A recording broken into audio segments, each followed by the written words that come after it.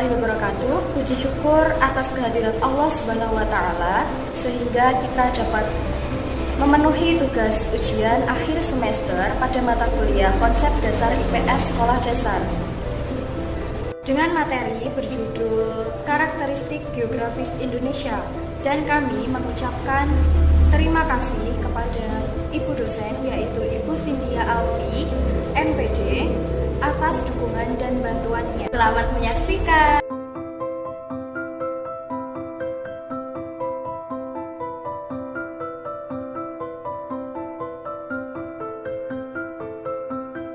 Di sebelah saya ada peta batas wilayah Indonesia yang secara astronomis Indonesia berada pada 6 derajat lintang utara sampai 11 derajat lintang selatan serta 95 derajat bujur timur sampai 141 derajat bujur timur.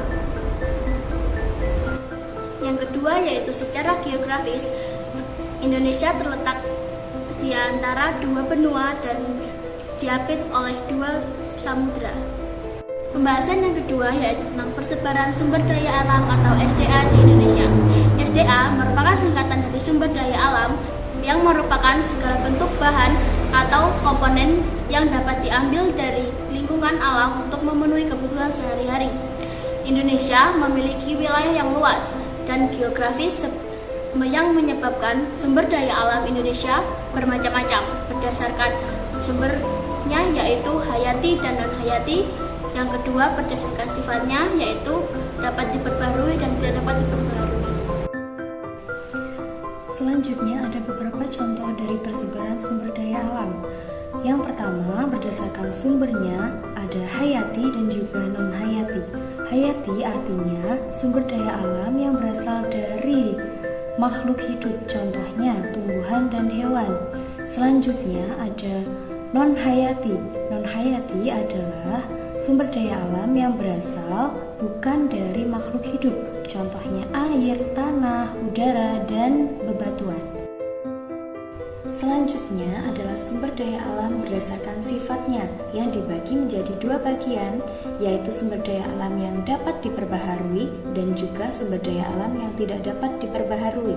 Sumber daya alam yang dapat diperbaharui adalah sumber daya alam dengan stok melimpah dan juga proses pembentukannya tidak memerlukan waktu yang lama.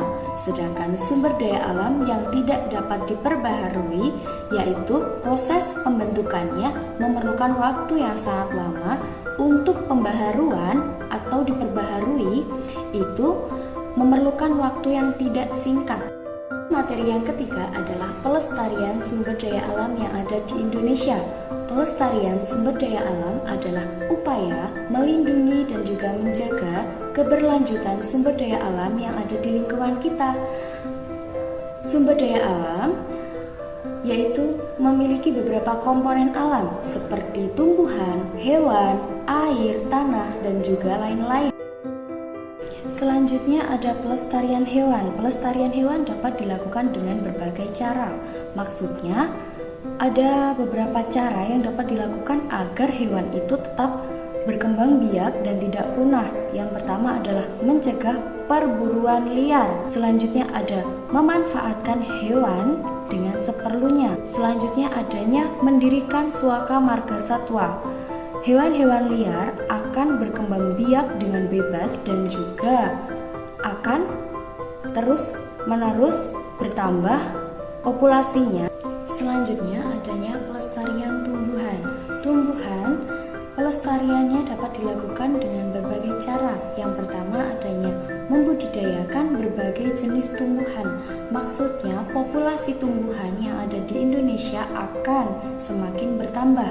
Selanjutnya adanya melakukan sistem tebang pilih agar tumbuhan-tumbuhan, pohon liar atau pohon yang dilindungi populasinya tetap dan tidak berkurang. Selanjutnya mendirikan cagar alam agar tumbuhan-tumbuhan yang ada di hutan terlindungi tanpa adanya pengambilan secara liar. Selanjutnya adanya pelestarian air. Cara yang paling mudah adalah tidak membuang sampah sembarangan karena dapat menyebabkan aliran sungai tidak berjalan dengan lancar. Selanjutnya cara yang kedua adalah kita tidak menutup area resapan air atau daerah resapan air.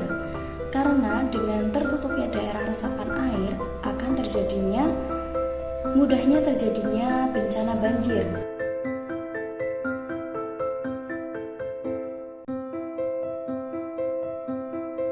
Permasalahan yang pertama terkait kondisi geografis. Menurut Indeks Risiko Bencana BNPB 2020 menyebutkan sebagian besar wilayah Indonesia berisiko tinggi pada bencana alam.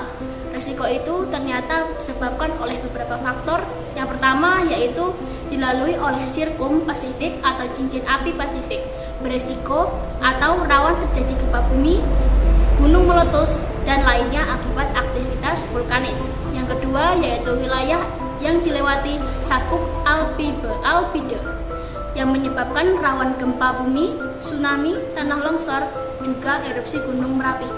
Yang ketiga yaitu daerahnya berada di wilayah tropis atau garis khatulistiwa, beresiko terjadinya badai, topan, dan juga siklon tropis, banjir, dan tanah longsor.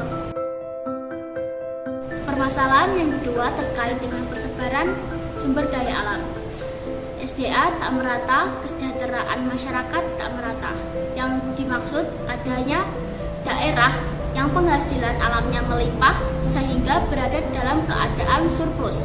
Ada yang cukup, namun ada juga yang kurang sehingga menyebabkan kesejahteraan masyarakat tidak merata. Selanjutnya adanya artikel mengenai pelestarian sumber daya alam yang ada di Indonesia yang berjudul Akibat Buruk Apabila Tidak Melakukan Pelestarian Sumber Daya Alam. Hal-hal yang akan terjadi yaitu timbulnya bencana-bencana alam yang ada di Indonesia seperti banjir dan tanah longsor. Yang kedua, sumber daya alam yang ada di Indonesia akan menipis karena dipergunakan secara terus-menerus. Itulah yang dapat kami sampaikan, semoga bermanfaat dan terima kasih.